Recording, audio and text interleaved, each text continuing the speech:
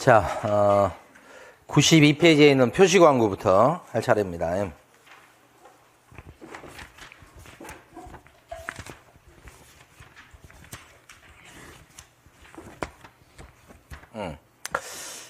우리 이제 그 둘째 놈이 고2가 이제 되는데, 아무리 봐도 사춘기가 온 것 같아요. 그래서 어제도 일어나야 될 건데 하루 종일 자더라고. 고2 올라가 이제. 지금까지 사춘기가 없었으니까 두 번 오진 않을 거 아니에요. 그래가지고 아이고 4시 5시까지 오후. 그래가지고 왜 이렇게 자는가 싶어가지고 그랬더니 아니 일찍 잤는데 그래요. 그 다음에 이제 지금 엄마 얘기 들어보니까 전학시켜달라고 그러고, 그래서 학교에서 뭔 일이 있나 그런 생각도 하고 그래서 했는데, 저번에 한번 있어갖고 좀 그때는 처음이어가지고 막 그런데 지금은 이제 이렇게 해도 조금 마음이 조금 뭐라 그럴까, 조금 그때만큼은 아니더라고. 될 대로 되겠지 뭐 이런 생각을 해서 우리 집사람이 오히려 저를 말리더라고. 얘기하지 말라고. 그래서 어제 뭐 한마디도 얘기 안 했어요. 그냥 밥 먹어라 요 얘기만 했고 얘기도 안 했는데, 또 오늘 아침에 좀 일어나긴 일어나더라고 이제. 근데 이제 가끔씩 이게 막 심하고 가끔씩은 그냥 되지도 않는 소리 하고 막. 그래서 힘든 시기가 왔구나. 왜 사람은 그럴까요? 저는 사춘기 없었는데 이렇게 딱 얘기하다 보니까 저는 언제가 사춘기였냐면 중학교 이제 3학년 때 막 학교를 안 가고 그런 기억이 있어요. 그때 이제 제가 이제 중학교 3학년 때까지는 이제 시골에서 학교를 나왔는데, 근데 그때는 이제 왜 학교를 안 가고 막 답안지도 막 백지로 내고 막 그런 기억이 있거든요.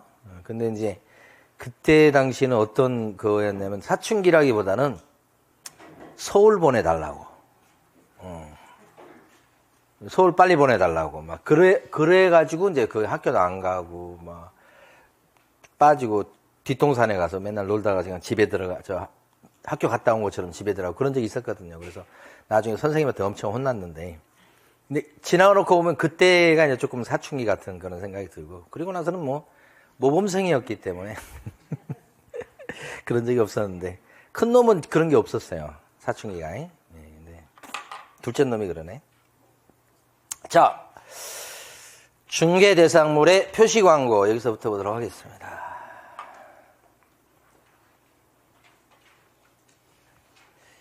광고인데 이게 사무실에 앉아서 쭉 보면 광고 올린 거 점검하고, 딴 데 광고 올린 거 확인하고, 그런 일을 할 거예요. 지금도 우리 실장님 그거 하고 있을 거예요.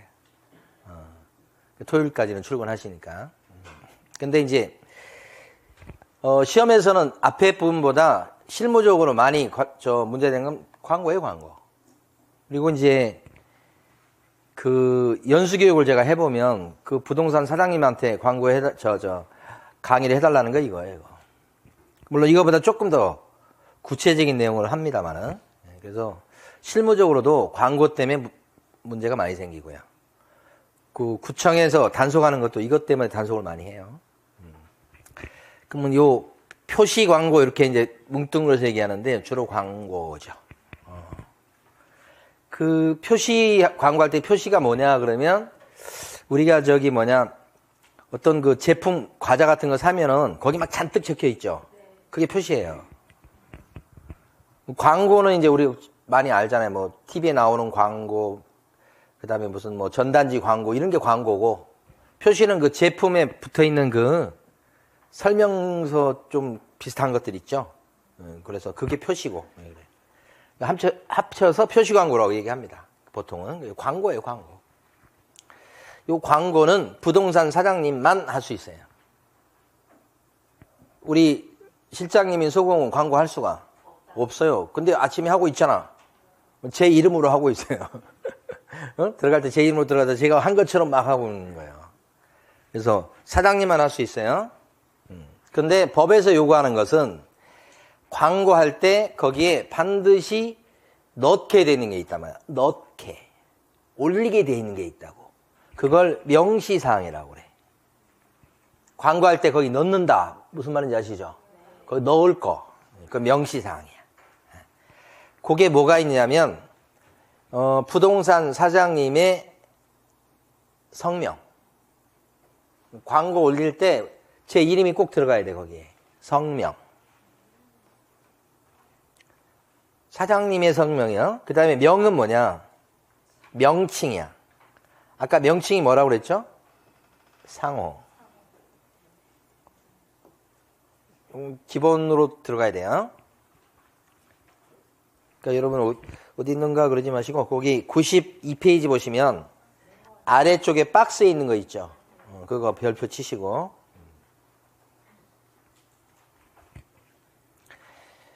그 다음에 요 명칭 다음에 요게 소재지가 나와요. 소재지. 소재지가 주소예요. 사무소의 소재지. 그 다음에 연락처. 연락처가 전화번호 얘기하는 거예요. 사무실 전화번호. 연락처. 보통 이제 광고할 때 실무적으로 봤을 때는 저 연락처를 2개를 허용합니다. 2개가 뭐냐면 하나가 사무실 전화번호. 또 하나가 이제 업무폰, 쉽게 얘기하면. 그래서 업무폰 가지고 주로 이제 전화를 많이 하는데, 이 전화번호, 연락처입니다. 그 다음에 이 등자가 뭐예요? 등록번호. 중개 사무실 오픈하면 등록번호가 나와요.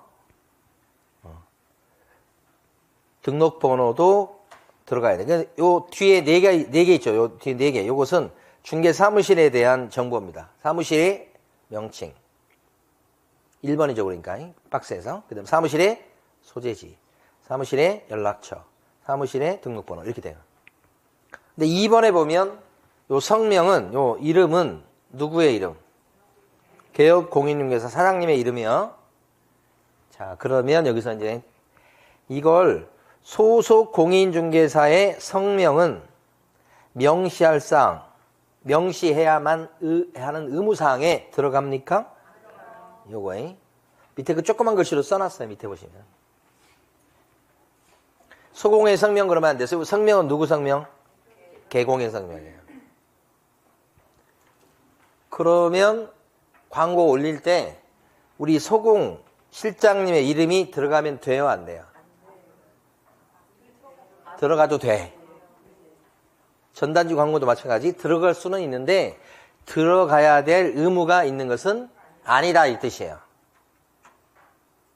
그러니까 명시해야 될 사항에는 들어가지 않지만 명시할 수는 있다는 거야. 그러면 중개보조원도 있을 수 있죠. 중개보조원에 대한 성명 이런 거, 중개보조원에 대한 성명 이런 것은 명시해야 될 의무사항 아니죠? 그러면 보조원의 이름은 광고 전단지나 광고 매체본에 넣을 수 있어요, 없어요? 넣으면 안 돼. 법 위반이야, 그거. 법에서 그래서 그 보조원에 대한 것은 명시하면 아예 안 된다고 써놔버렸어. 오해가 좀 있고 그래서. 그러면 소공의 성명은 명시했어. 그렇다고 법 위반은 아니야. 그러니까 소공과 보조원이 좀 차이가 나지.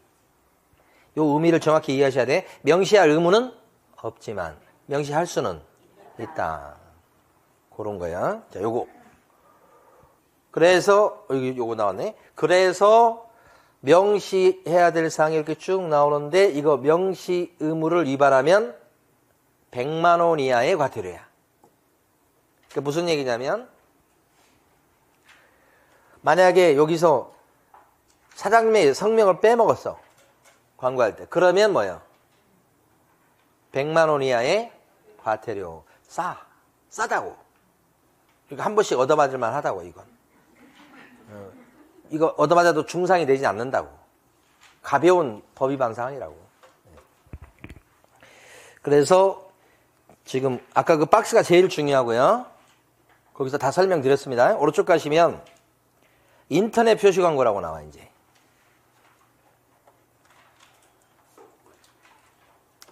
오른쪽 페이지에 네모 3번이 있죠. 인터넷 표시, 우리 주로 이제 인터넷 표시 광고 그러면 우리는 이제 네이버 광고. 그거 할 때는 명시해야 될 사항이 확 늘어.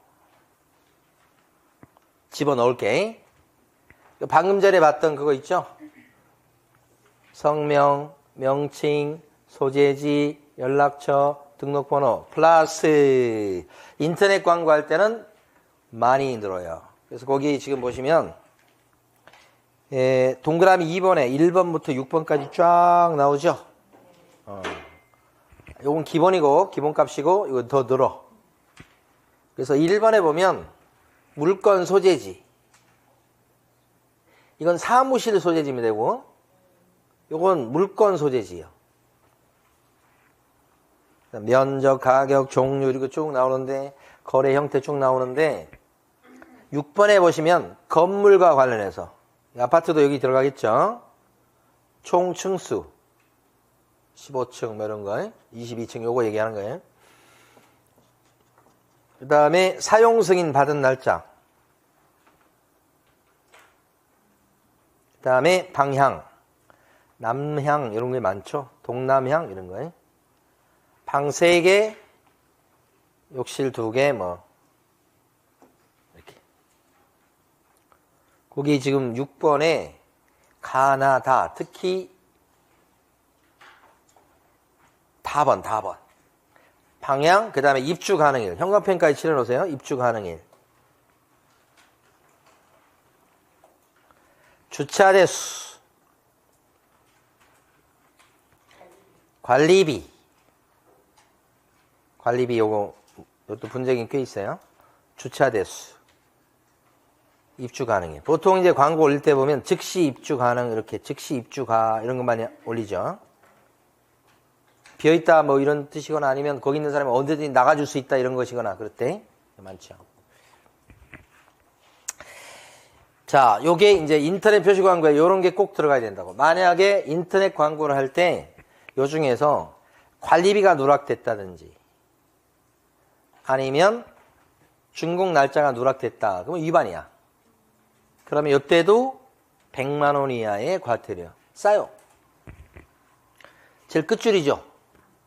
그 페이지 93페이지 제일 끝줄. 네, 별거 아니에요.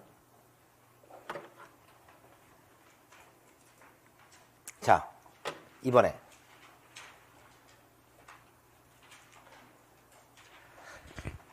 부당한 표시 광고 금지라고 돼 있어요. 실무적으로 많은 거예요. 그러니까 법에서 광고할 때는 이걸 꼭 집어넣으세요. 그것이 안 지키면 100만 원 이하의 과태료야. 방금 전까지 봤던 거. 근데 지금부터는 뭐예요?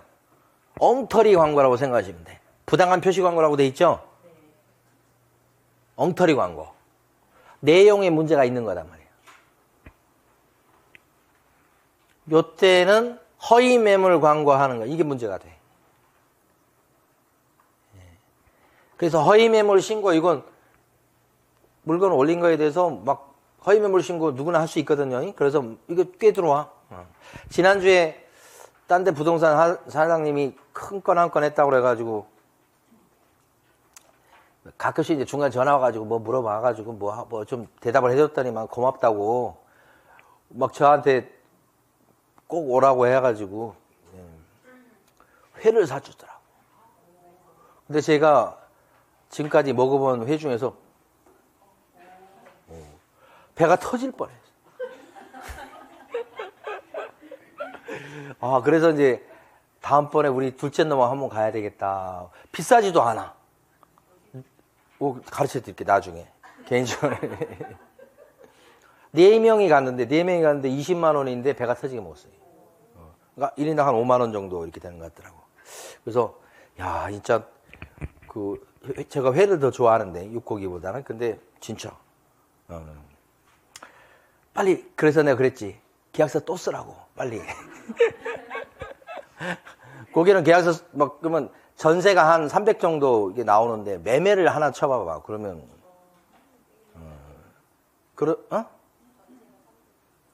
그러니까 강동구 쪽이에요, 저쪽에. 자, 허위 매물. 근데 그 사장님이 이제 그 얘기 하려다가 그냥 왔네. 허위 매물 신고 당한 거야. 이게 허위 매물로 바뀌어지면 500만 원 이하의 과태료야.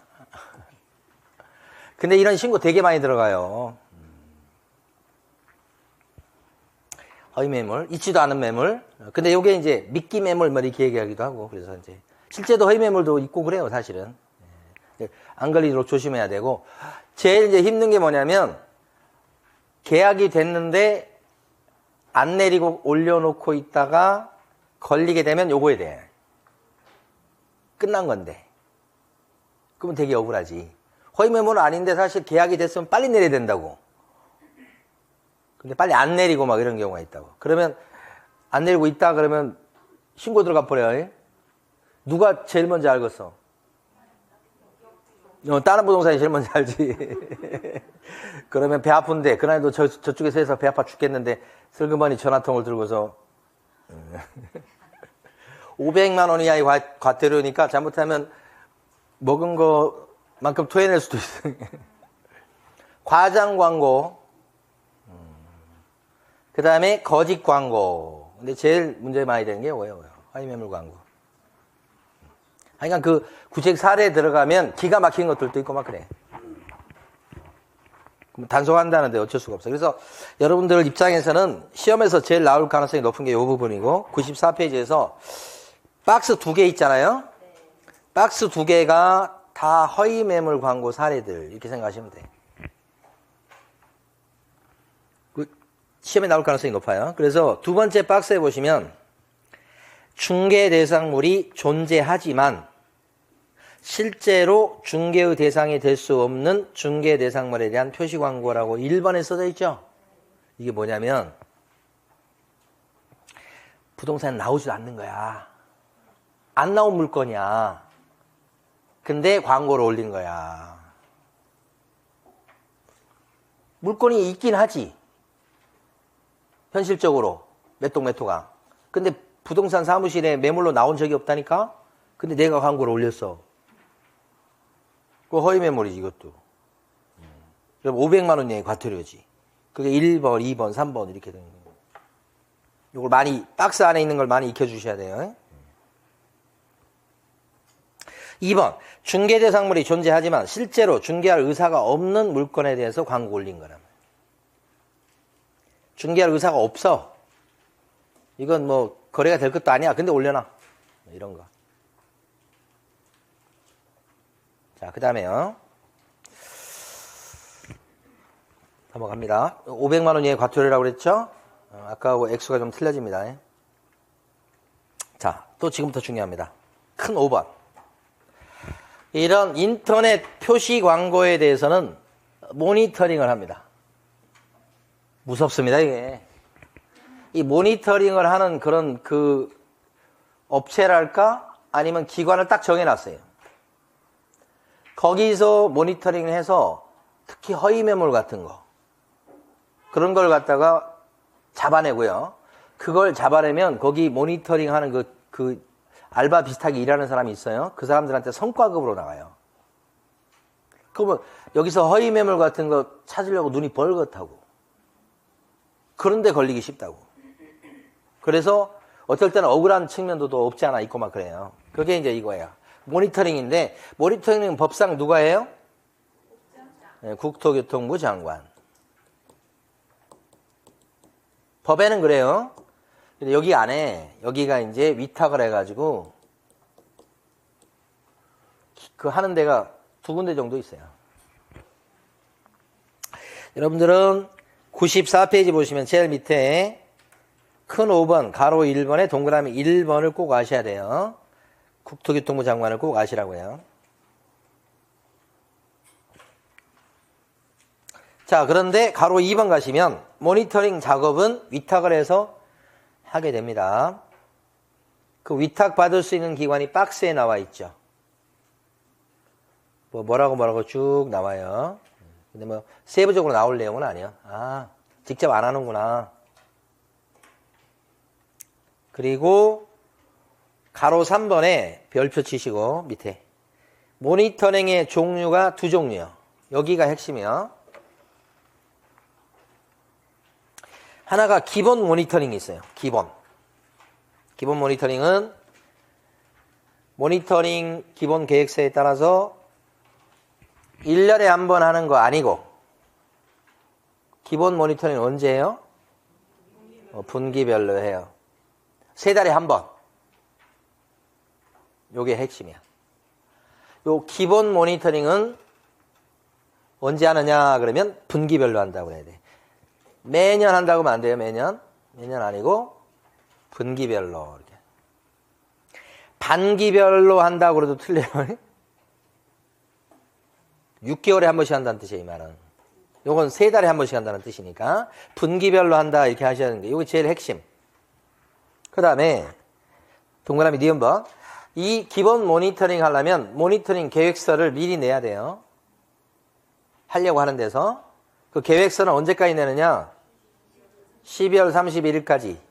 그러니까 이것은 기본 모니터링을 1년에 4번 하는 거지만 계획서는 1년에 한 번 내는 거예요. 12월 30일까지 계획서 냅니다. 그리고 모니터링 작업을 하고서 결과 보고서를 내는데, 결과 보고서는 보시면 분기 마지막 날부터 며칠 안에 내라? 30일. 그렇지. 30일. 요게 중요하지. 30일. 숫자가 나오면 중요합니다.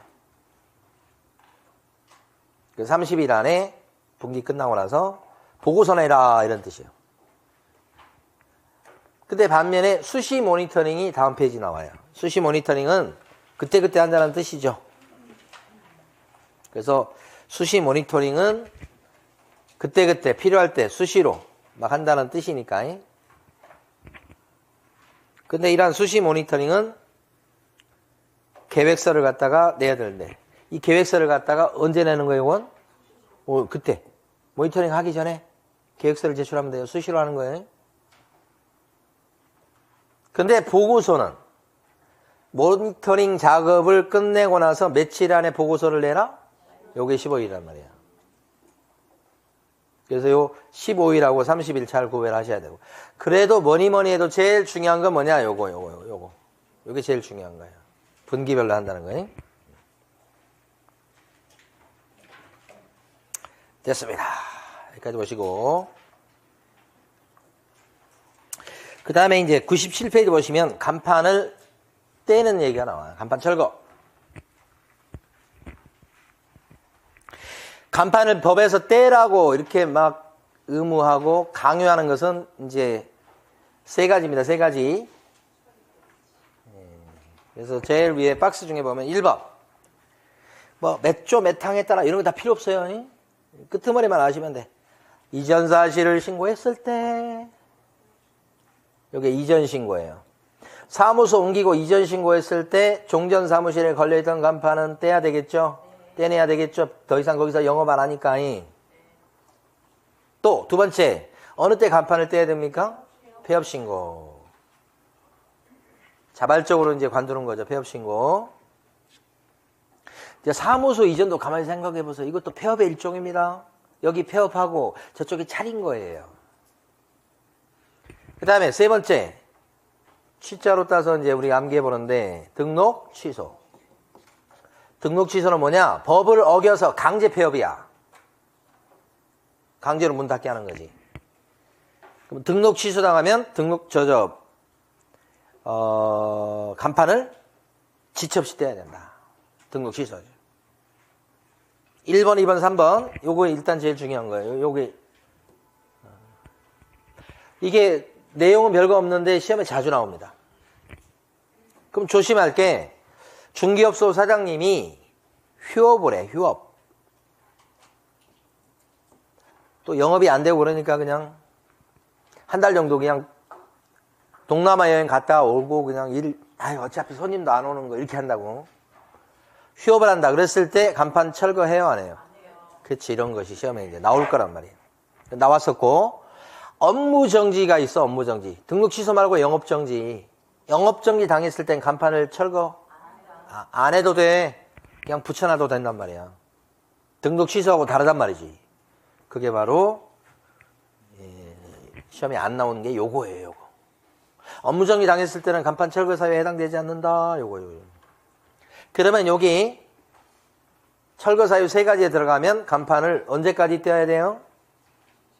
바로 떼야 돼. 그걸 뭐라고 그래요? 지체 없이. 그 지체 없이는 즉시하고 달라요. 즉시는 바로 그 자리에서 바로 뛴다는 건데 그건 너무 빠르고 뭐 급하고, 지체 없이는 뭐예요? 그날 중으로 늦어도 다음 날까지는, 이렇게 하루 이틀 정도 주는 게 이거란 말이에요. 지체 없이란 말이에요. 그래서 이 사유가 시험에 많이 나오지만 요것도 조심하시다. 근데 간판 안 떼면 어떡하지?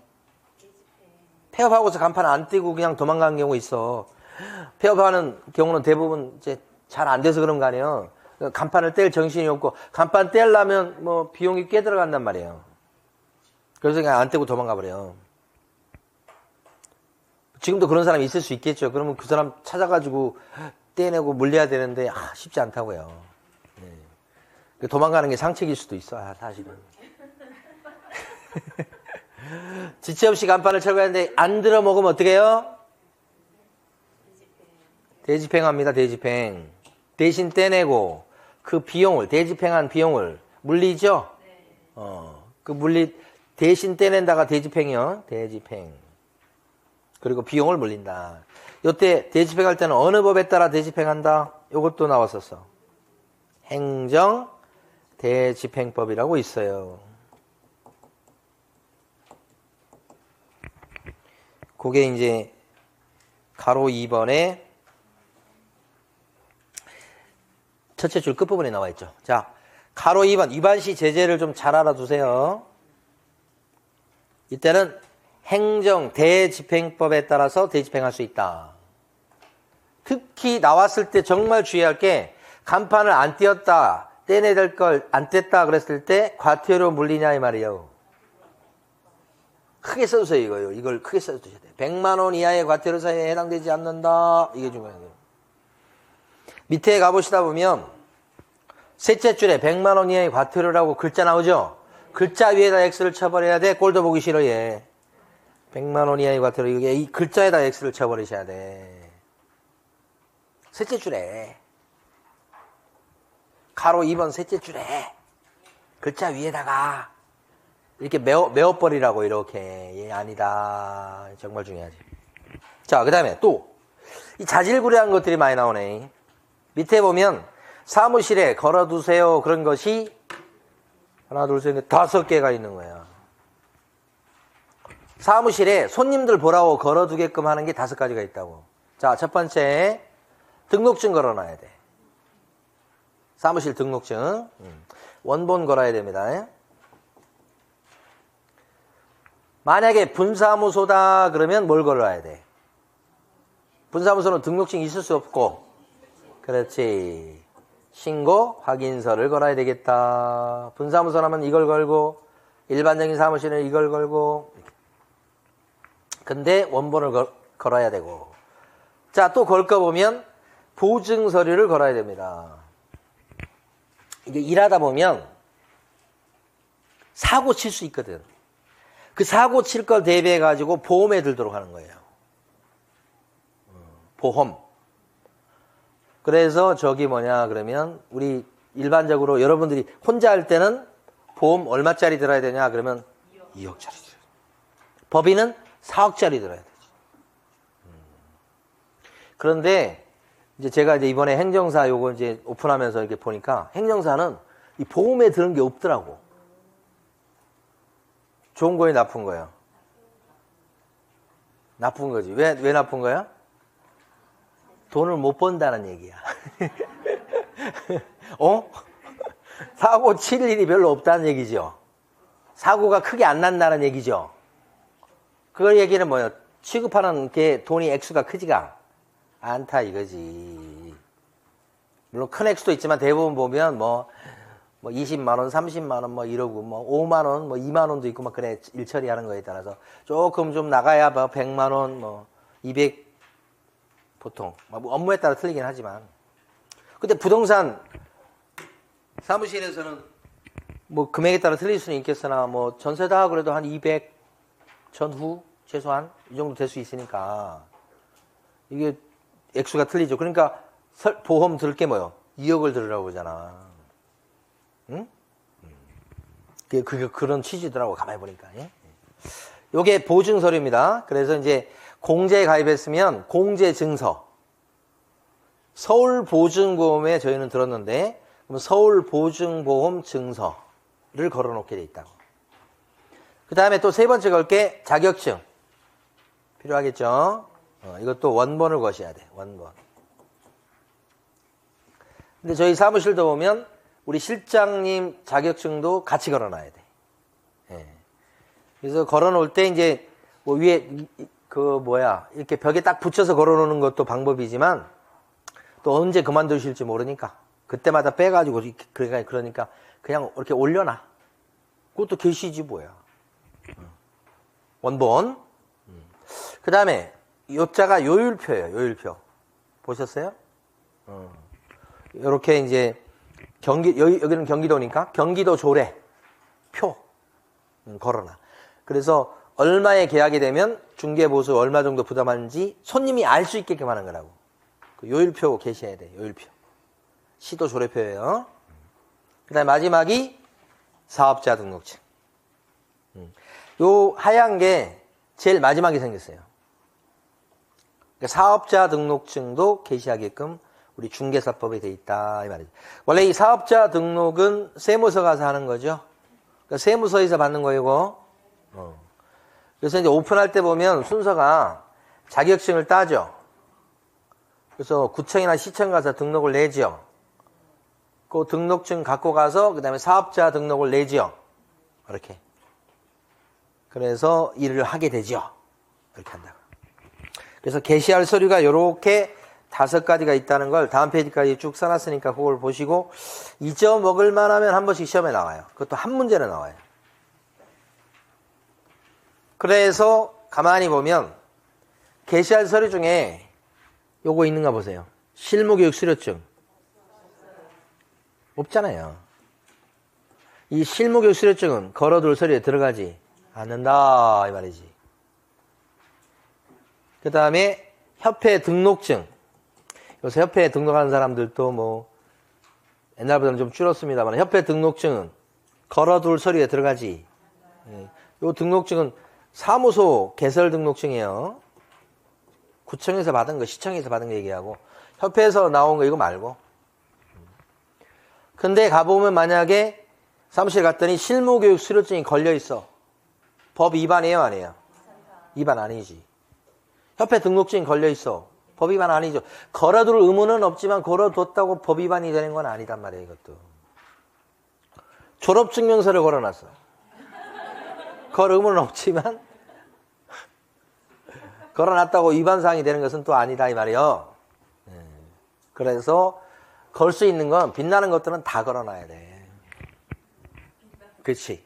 그래야 손님들 입장에서 봤을 때 뭐예요?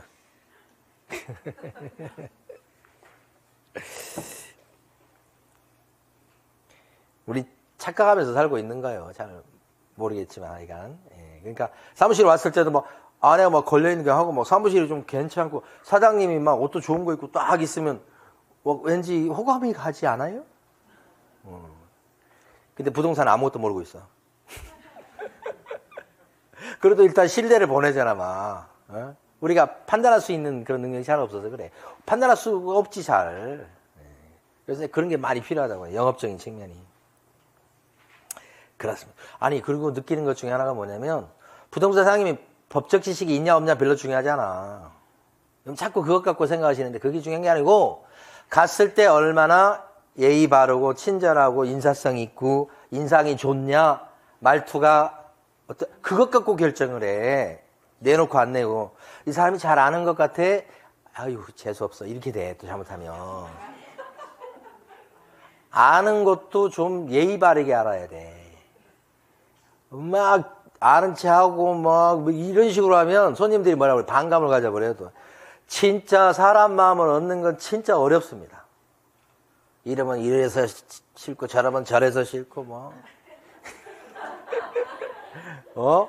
여러분 영업 해보신 분 아시겠지만 이제 또 이제 안 해보신 분들은 직장 다니시다가 이거 하시잖아. 그러면 이제 정말 또 새로운 세계를 만나게 됩니다.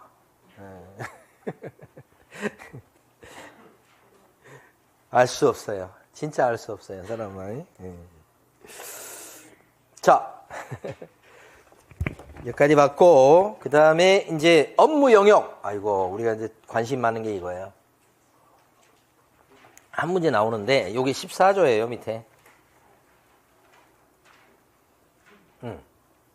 14조에 나와 있는 법인의 업무가, 14조에 나와 있는 법인의 업무가 매년 한 문제씩 나와요.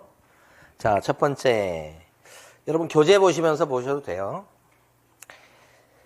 중개법인 업무로 되어 있잖아요. 그런데 이거 7가지예요.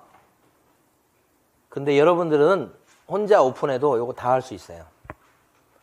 그러니까 이것도 여러분 업무라고 생각하셔도 괜찮아. 근데 법에는 원래 누구 업무로 써져 있어? 법인. 근데 혼자 하시는 여러분들도 다 이거 할 수 있어. 첫 번째가 중개업이야. 말씀드릴 필요 없죠. 요건. 그 다음에 가로 2번. 상업용 건축물. 상가 생각하시면 돼. 빌딩 같은 거 생각하시면 돼요. 그 다음에 주택. 두 번째가 주택. 이 2가지에 대해서 임대 관리를 해줄 수 있어. 임대 관리. 여기가 임대 관리라는 글자가 들어가는 거예요. 임대 관리가 뭐냐? 임대차 관리예요. 그러니까 부동산 사장님이 상가라든지 아니면 다가구 원룸 생각하시는 게 좋아. 다가구 원룸은 대표적으로 월세 받아먹는 상품이야. 근데 다가구 원룸을 갖고 있는다 그랬을 때 괜찮게 수익률이 나올 수 있다 그런 것은 수도권보다는 지방이 더 나을 수도 있어.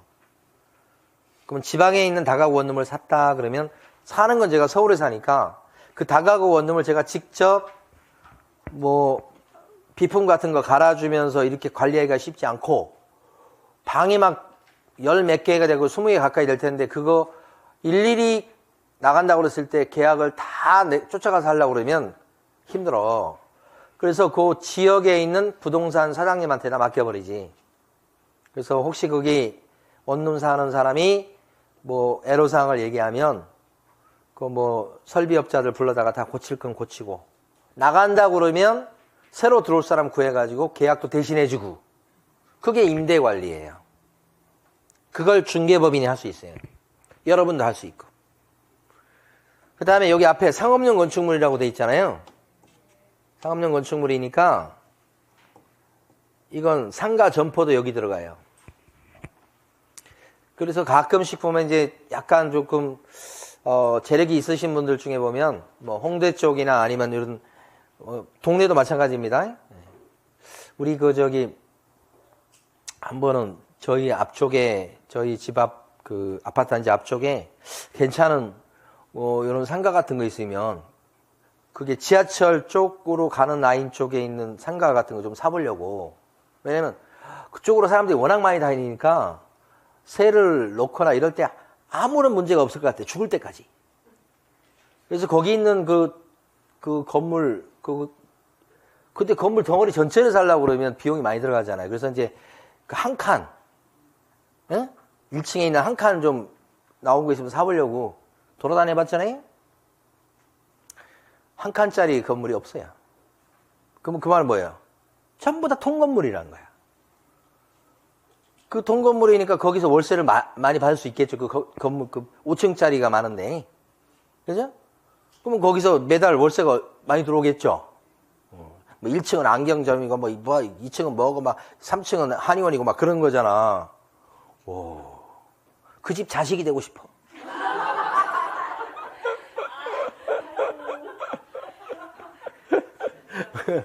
그러면 스포츠카 타고 일 안 하고 주말에 그냥 쫙 무슨 스키장 놀러 가고 또 너무 추운 것 같으면 동남아 여행 갔다 오고 그런 봉이 없네요. 참. 그러니까 그 통건물이 되게 많더라고. 강남에 가도 그렇습니다. 구분 건물이 반대말이에요. 구분 건물 찾기가 힘들어. 그래서 여기는 이제 그런 통건물이다 그러면 5층 건물이다 그러면 그 뭐 전기세 이런 거 같이 합쳐서 내야 될 거 아니야. 그걸 다 이렇게 계산하고 주인들이 계산해서 하면 좋은데 그 사람들도 할 일 없는 사람이 하는 거고 자기 일이 바쁘면 바쁘다는 게 놀기 바쁘면 그거 하기도 싫잖아.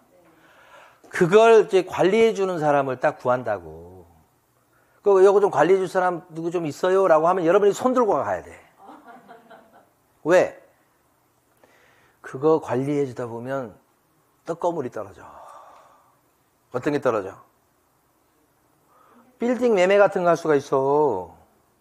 이 건물 주인들은 건물 주인들하고 놀아. 이런 통건물 주인들 전화번호 알아내는 것도 힘들어요. 근데 그 사람을 관리를 해줘. 그러면 그 사람이 고맙게 생각할 거 아니에요. 그러면 딴 데 어디 뭐 매물로 나온 게 있거나 새에 나온 게 있다 그러면 아이 우리 여기 저기 무슨 양지부동산 김 사장 잘해. 자기들끼리 소개해. 그러면 도움이 되지. 그런 건물 주인을 그 지역에서 한 5명만 알고 있어봐. 만사형통이야. 중개할 거 많이 생겨. 그러면 관리해 줄 때 뭐 좀 귀찮아 왔다 갔다 하고 뭐 계산하고 뭐 해야 되는데 그래도 해준다고 해야지. 그게 임대관리라고. 임대관리. 주택에 대한 임대관리. 그러니까 만약에 다가구 원룸을 갖다가 예를 들어서 한 5개만 관리해줘봐. 그것도 거기서 또 떡거물이 떨어지지. 중개해줄 일이 생기잖아. 공짜로 해주는 건 아니잖아. 그건 소개비 받아야지. 그건 뭐 이게 뭐 나머지 뭐 고치는 거 이런 것들이야 뭐 그냥 공짜로 해준다고 하지만 계약하는 것은 공짜는 아닐 거 아니오. 그죠? 그렇게. 다 이게 중개하고 관련돼 있단 말이야. 이런 두 가지 부동산에 대해서 임대 관리해 주는 것을 이제 중개법인이 해줄 수 있다는 뜻이에요. 그걸 뭐라고 얘기하냐면 부동산의 관리를 대신해 준다 이렇게 얘기하는 거야. 이 말이 이 말하고 같은 말이야. 그러면 핵심이 뭐냐? 같은 말이니까 우리 중개법인은 주택에 대한 임대 관리업을 할 수 있다는 거야. 임대 관리업을 할 수 있다는 거예요. 업자 붙여도 괜찮아요. 임대 관리를 밥 먹듯이 한다는 뜻이에요. 그래서 그거 관리해주고 얼마씩 받을 수도 있다는 얘기지. 관리 대행해주는 비용으로. 이 뜻이 그거예요. 자, 그러면 시험에서 중요한 것은 딱 하나인데 이게 뭐냐면 임대 사업 있죠. 임대업. 여기 나와 있는 주택에 대한 임대업이다 그러면 법인 업무가 돼? 안 돼? 이거 안 된다는 거예요. 이게 임대 사업을 법인이 할 수 있다는 게 아니고 임대 뭐예요? 관리업을 할 수 있다는 뜻이에요. 같은 말이 아니죠? 여기서 임대업을 하게 되면 월세를 받아먹는 거고 임대 관리업을 하면 관리를 대신해 주는 그런 비용을 받는 거지. 그런 수수료를 받는 거지. 그러니까 완전히 틀리지. 월세 받는 거하고 같을 수가 없지. 그래서 요게 가장 핵심이요. 임대업이다 그러면 어떻게? 법인 업무에 들어가지. 임대 관리업은 들어가고 관리 대행은 들어가고 관리 대행업은 들어가고 이렇게 하는 거지. 같은 말이라고 했으니까. 요건 다른 말이요. 그게 가장 핵심. 그걸 물어봐. 그런데 이렇게 임대 관리업을 하더라도 대상 부동산이 앞에 보니까 뭐라고 돼 있어? 대상 부동산이 상업용 건축물하고 주택이라고 돼 있으니까 농업용 창고 시설이라고 시험에 나왔어서 농업용 창고 시설에 대해서 관리를 대신해 주고 있어. 이러면 법인 업무다 아니다? 아니다 이거지. 농업용 창고 시설은 여기 들어가지 않는다 이렇게 보는 거예요. 뭐만 들어가죠? 상업용 건축물하고 주택 두 가지만. 그거요 그거.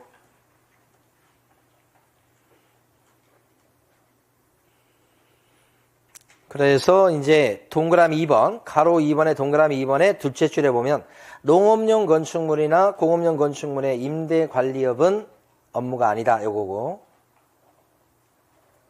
동그라미 3번에 첫째 줄 끝에 가면 상업용 건축물 또는 주택일지라도 임대업은 할 수 있는 업무가 아니다. 요 두 가지 물어본다고. 끝. 그 다음에 부동산 컨설팅이라고 있어요. 여기 부동산을 어떻게 이용하는 게 나을지 부동산을 어떻게 개발하는 게 좋을지. 토지가 주로 많겠죠? 그 다음에 거래할지 말지. 요거에 대한 상담이죠. 상담이 컨설팅이에요. 그러면 요 부동산 컨설팅 이렇게 얘기하는 거야. 요 부동산은 땅도 있을 수 있고 건물도 있고 그럴 수 있겠죠? 건물 컨설팅의 대표적인 것은 진짜 요즘 정말 많이 들어서는 것이 이제 뭐냐면 그 요양보호원? 요양보호사?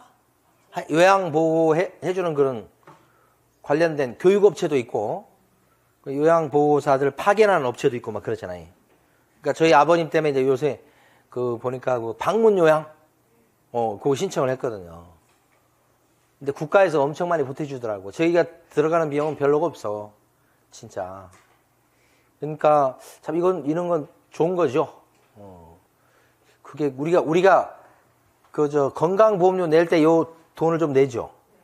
그러니까 전혀 돈 안 내고 있다가 이걸 받는 게 아니고 꾸준히 우리가 이제 뭐 한 얼마씩 냈다가 그 이번에 혜택을 받은 건데 그 진짜 도움이 많이 되는 것 같더라고 그런 게. 응? 그래서 이제 왜 그 말씀을 드리냐면 그런 게 수요가 많아. 그래서 옛날 그 외곽 쪽에 가면 막 모텔 같은 것을 개조해 갖고 그 요양시설로 바꾸는 것들이 되게 많죠. 많아요. 돌아다녀 보세요. 그래서 딱 보면 모텔인데 그 옆에 거기 보면 요양보호원인가 뭐 요양원 뭐 이렇게 딱 돼 있고 막 그러잖아요. 그게 수요가 많으니까 그래요. 돈벌이도 되고. 그래서 야 이거 모텔인데 이거 이제 장사 잘안 되니까 요양원으로 바꿉시다. 요양시설로 바꿉시다. 요양병원으로 바꿉시다. 이렇게 하는 거. 그게 건물에 대한 컨설팅이에요. 그 개조해갖고 개조 비용 이만큼 들어가고 시설하는데 이만큼 들어가고 그 다음에 인원 써가지고 그 다음에 나가는 비용 얼마인데 들어온 수입 얼마니까 이거 이 정도 하면 되겠습니다. 이런 거. 그치. 그런 거라든지. 아니 어떤 사람이 이제 그 부탁하더라고. 풀빌라인데 그게 수익률이 한 12% 나온대. 가평이 있다는구만. 근데 이제 그 물건, 그러니까 요새는 어떤 물건을 찾는 사람, 매수 쪽보다는 내려놓으려고 하는 사람이 되게 많아. 근데 그게 이제 시세로 봤을 때는 420억 정도 시세라고 그러더라고요. 맞는지 정확히는 모르겠어. 제가 인터넷 들어가서 이렇게 봤거든요. 420억 정도 시세인데 350억 정도는 팔겠다고. 있으면 사람 소개시키라고 그러더라고. 350억. 근데 사겠다는 사람은 자기가 만나본 사람은 280억이면 사겠다고 해가지고 자기가 거절했대. 덩어리가 크다 보니까 이게 돈이 그냥 뭐 몇십억이 왔다 갔다 하네. 그죠? 420억이다 그러는데 거기 350억 판다 그러면, 또 이제 할인해서 판다는 의미일 건데. 예, 그래서 제가 받은 느낌은 350억 다 안 줘도 한 320, 30억이면 찍을 것 같아. 예, 근데 300억 밑으로는 안 할 것 같아. 예, 그러더라고. 그 얘기를 왜 했지, 근데? 컨설팅. 토지에 대한 컨설팅이 더 많다고 봐요. 농지 같은 거 갖고 있는 사람들. 어떻게 이걸 활용하면 내가 돈을 더 많이 벌겠습니까? 땅의 값어치를 올리겠습니까? 이런 거잖아. 이런 거 컨설팅 하는 거예요. 이게 부동산 컨설팅이다. 이거 해주고 받는 게 컨설팅료예요. 컨설팅료. 컨설팅료. 그죠? 중개하고 다른 거죠? 요게. 한 가지만 더 말씀드리고 쉬려고 지금. 최근에 이제 어떤 사람이 저한테 상담은 하는 건 아니고 저보고 알아봐 달라고 했는데 그게 뭐냐면 토지를 갖다가 사는 거야. 건설사에서 토지를 사는데 그 토지를 살 때 이제 옆에 땅값에 비해서 한 절반 가격에 사더라고. 근데 그 땅이 어떤 땅이냐? 종중 땅이야. 근데 누가 소개시켜서 사느냐? 누가 중간에서 다리를 와서 하느냐? 그 종중원이야. 종중 구성원. 그래서 그 종중 구성원한테 컨설팅료로 땅 소개비로 떼주려고 하는 돈이 9억이더라고. 그럼 이것도 이제 세금 내야 되는 거예요. 이 9억도. 그 사람 일반인이에요. 그래서 그 세금 때문에 이제 뭐 세무사한테 좀 알아봐 달라고 제가 이제 그래서 그 세무사하고 전화도 하고 막 그래서 그러니까 그게 컨설팅료로 준다는 거야. 근데 실질적으로는 땅 소개료야. 그럼 땅 소개료가 그게 9억 정도 받을 수 있는 거다 그렇게 되는데 그러면 이게 소개비가 이게 만약에 중개라고 치면 어떻게 돼 이게? 이 사람은 중개라고 치면 중개할 수 있는 일단 자격이 없어. 그죠? 특히 직업적으로 할 수는 없고. 근데 큰 액수 같은 걸 했다면 문제가 돼, 이것도. 어쩌다 해도. 액수도 따져보거든. 그러니까 중개라고 해도 문제고, 두 번째, 컨설팅이라고 해도 세무사 얘기로는 문제래. 이게. 이 사람이 거기서 그런 명목으로, 컨설팅 명목으로 이렇게 떼주는데, 나중에 이게 조사 나올 가능성이 되게 높다는 거예요. 그래서 그 세무사한테 맡겨보려고 그랬거든. 사업외 소득 신고와 관련해서. 그러면 그냥 둘이 맡기고 해라 해서 퉁치려고 그랬더니 안 맡겠대. 좀 싫어하더라고. 왜냐면 나중에 문제가 되면 세무사한테도 그게 불똥이 튈 수 있다는 거지. 그래서 아 그렇구나 하면서 그냥 스톱을 했는데 제가 말씀드리고 싶은 건 뭐냐면 현장에 가면 실제 중개인데 컨설팅료 명목으로 이렇게 주고받는 케이스들이 있어. 그죠? 그렇게 됐을 때 이제 법적으로 문제가 생길 가능성이 꽤 있다는 거지. 예. 그래서 그게 이거 컨설팅. 진짜 컨설팅을 했다 그러면 문제가 안 돼. 예? 예. 컨설팅 해준 게 실제 이제 자료가 있어요. 그렇게 해주는 경우가 있거든. 그때는 이제 큰 문제가 없이 넘어갈 수 있는데 그런 게 부실한 상태에서 컨설팅료요 이렇게 했다가는 나중에 이제 막 뒤졌을 때 문제가 생길 수 있다 이 말이지. 예. 여기 컨설팅이에요. 컨설팅과 중개는 다른 겁니다. 예? 법적 규제에 받는 건 뭐예요? 중개죠. 중개업료 그러니까. 규제를 받죠. 컨설팅은요. 규제 영역 밖이에요. 그렇게 지금 구별이 된다 이 말이지. 자, 쉬었다가 4번부터 또 해요.